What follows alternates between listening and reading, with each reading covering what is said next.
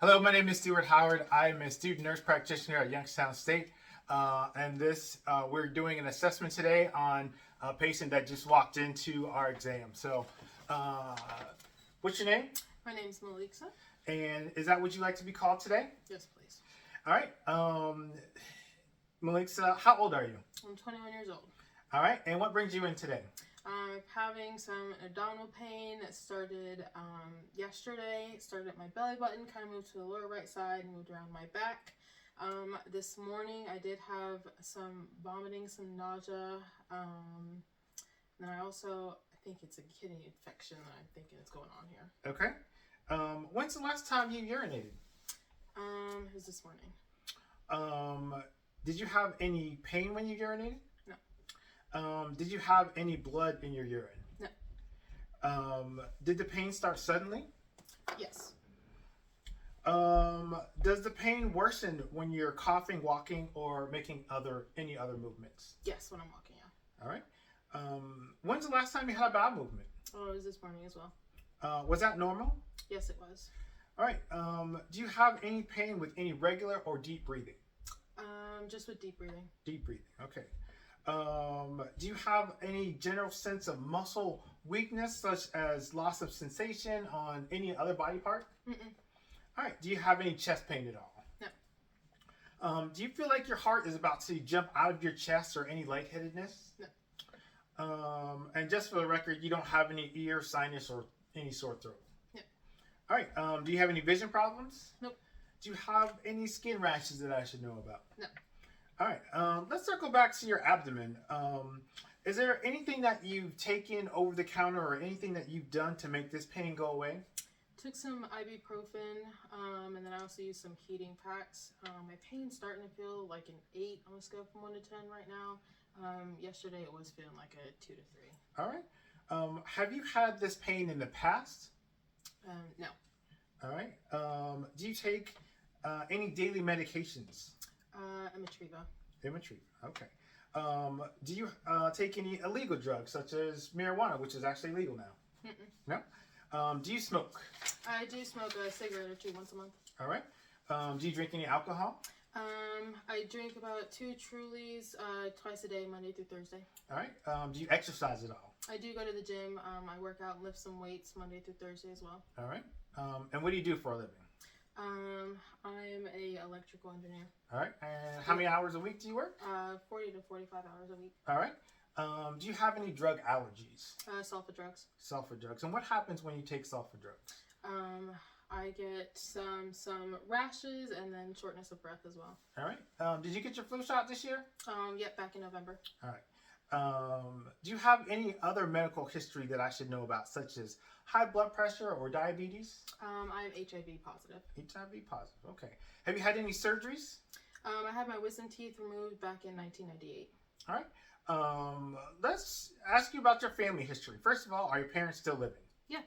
All right. Does your family have any diseases that you know about that I should know about? My brother and mother have high blood pressure. All right. What about your grandparents? Did they die suddenly of any heart-related issues? No. All right. So let's get on to the assessment. Okay. So first thing I'm going to do is I'm going to just assess, make sure that you're breathing okay. Make sure that you don't have any intercostal spaces that are moving with your breathing.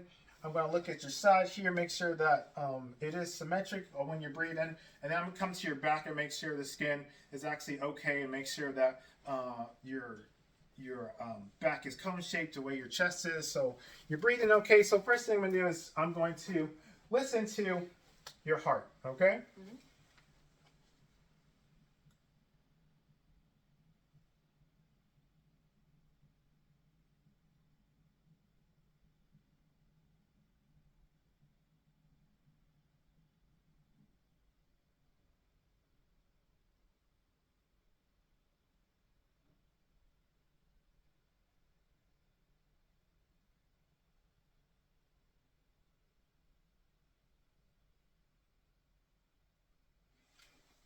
All right, so I wasn't actually listening to her heart. I was actually listening to her breathing. So her respirations are at 20, which is normal. I think she's just about as nervous as I am. So now I'm actually going to listen to your heart. Okay, so I'm gonna start with the aortic,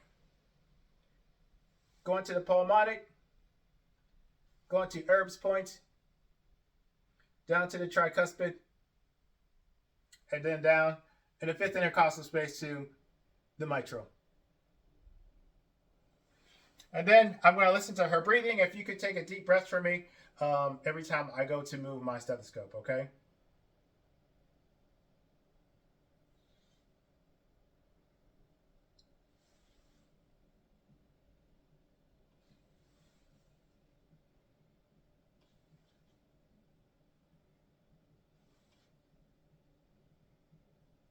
If you could lift this arm up for me.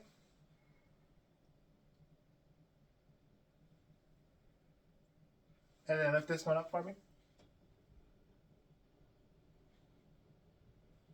And then when I listen to her back.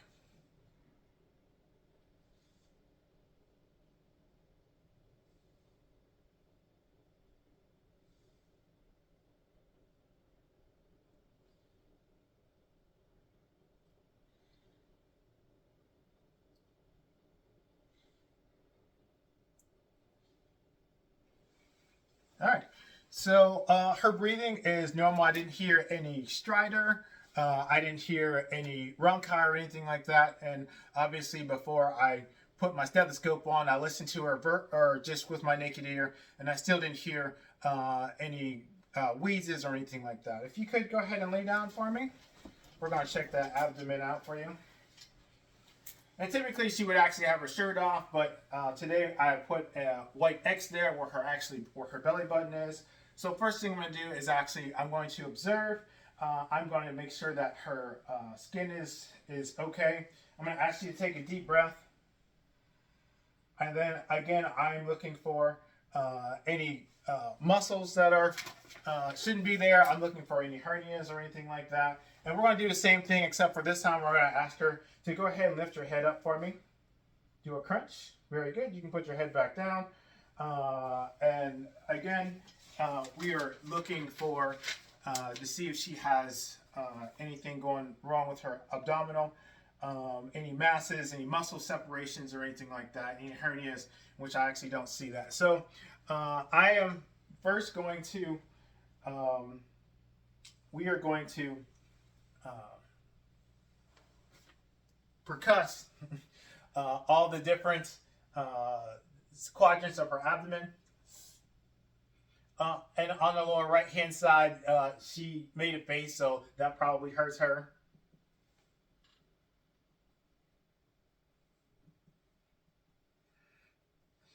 All right, so after we percuss, I'm going to look at her liver border. So I would actually start up here and I would percuss down until I heard the tympani, and then I do the same thing. I would actually go up until I heard resonance. And again, that actually hurts on her lower right hand side. And then I would actually mark that out for her liver border. And then I would check for her actual liver by, I'm actually going to use the hook method. I'm going to ask you to exhale really good. And then go ahead and inhale. All right, so I'm doing a couple things. So I did not feel her liver when she actually took a breath. But if she had stopped breathing, then that would have been a positive Murphy sign. And that would be has to do with her gallbladder. Now, I'm going to percuss on the other side. I start from the fifth intercostal space, and I go down until I heard resonance. And once when I heard tympani, and then once I heard the tympani, that would be the gastric bubble that I actually heard. So I am going to listen, which I should have done first, and I forgot. So we're going to go back and we're going to listen. Ow. Still hurts on the right side.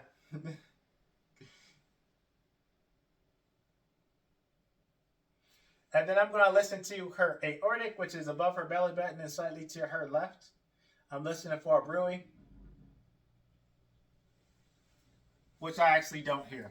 So I am going to now palpate. I'm not going to start in the lower right. Thank you. I'm still gonna palpate it though. And then the lower right actually hurts.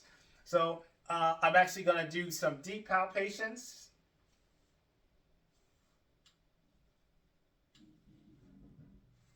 Oh. All right, so lower right definitely hurts.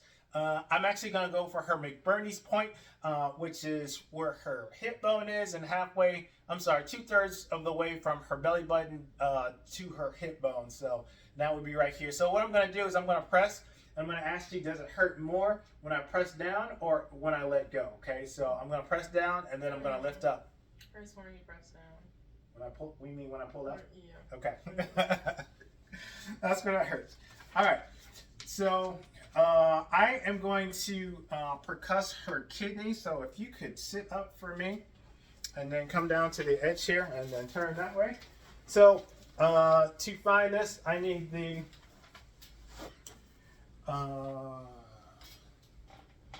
costovertebral angle. And to find the costovertebral angle, we find her last rib, and then we also find her spinal column, and it's the space that's actually in between there. And we take our hand here and we just hit it with the other one. Any pain there on her back? And then we find the same thing on her other side, and we hit that, and then we ask her, do you have any pain there? And there's no pain there, so you can have a seat there. So for a review of my findings, she definitely has pain in her lower right quadrant. There was pain during the McBurney's point. That was positive for pain, so that would mean that she possibly has appendicitis. I don't think she actually has a kidney stone. When I palpated her kidney, she actually did not have any back pain. I would have done a simple urinalysis to find out that she didn't have any leukocytes, but there was possibly also no blood in the urine, so I don't think that there would have been any UTI or kidney stone. She told me that she had a normal bowel movement this morning, so I don't think she has IBS because that presents very differently. And on the extreme end, she could possibly have an aortic aneurysm. I believe that she would have presented differently. However, because it started suddenly, an aortic aneurysm starts suddenly just like appendicitis does. So some of the further testing that I would like to do would definitely be a urinalysis and a urine culture, a CBC so I can check for the leukocytosis, a CMP so I can evaluate the renal function. I'd like an abdominal ultrasound so that it could look for an appendicitis, aortic aneurysm, or some sort of bowel obstruction. I'd like to get a CT of the abdomen and pelvis, and I'd still be looking for the same thing that I would be looking for with the abdominal ultrasound, and I'd also be looking for a hernia there. I would consult with the general surgeon just in case she does need some sort of, if she has appendicitis or if she's got some other thing that she actually needs surgical help with. Some medications that I would actually start with would be Zofran to help with the nausea, and then maybe some pain medication like Toradol. Start low and then go up higher as we would actually need those. I would definitely follow up with her as a patient after discharge for further resolution and make sure that her symptoms, make sure that there was no complications, and I would definitely educate the family regarding the diagnosis, the treatment, the plan, any potential complications, and any signs of worsening conditions. So I really think that she actually has appendicitis. I think that a simple CT or an abdominal ultrasound will show us that that's actually what that is. And again, I would consult with the general surgeon, make sure that she gets admitted, and make sure that we did follow up to make sure that she didn't have any complications after that. I hope my insurance covers those scans. Yes.